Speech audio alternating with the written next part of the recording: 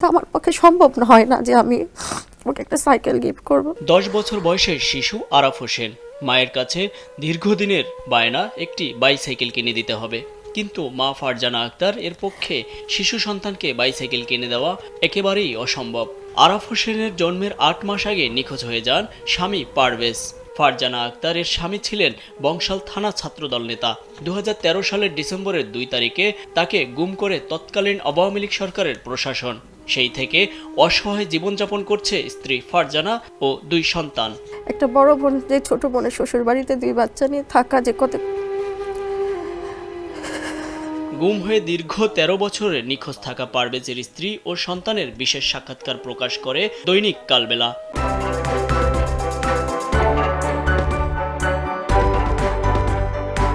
সেখানে ফারজানা আক্তার জানান তার ছোট্ট সন্তান এখন 3য় শ্রেণীতে পড়ে। স্কুলে যাতায়াতের জন্য বাইসাইকেল কেনার আবদার দীর্ঘদিনের, কিন্তু সামর্থ্য না থাকায় তা সম্ভব হয়নি। এখন আমি একটা মিথ্যাবাদী মা, কারণ বাচ্চাদের আশা দিয়ে দিয়ে দিয়ে আমি রাখি।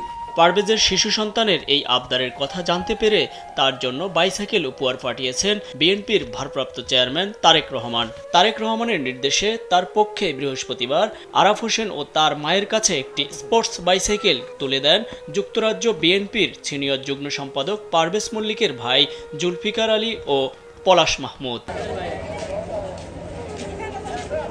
2013 সালে বংশাল থানা ছাত্রদল নেতা পারভেজকে রাজধানীর শাহবাগ এলাকা থেকে তুলে নিয়ে যাওয়া হয়। ডিবি পরিচয় তাকে নিয়ে যাওয়ার পর থেকে 11 বছর নিখোঁজ রয়েছে।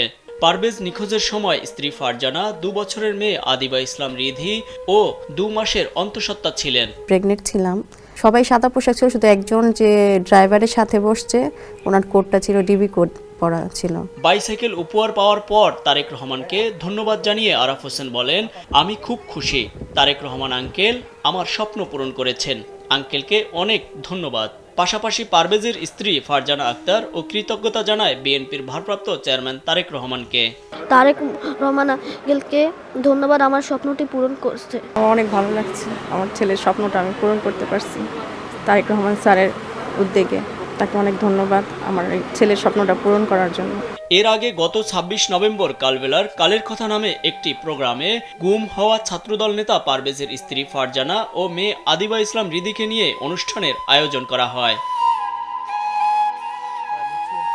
ইলিয়াস আহমেদ, কালবেলা।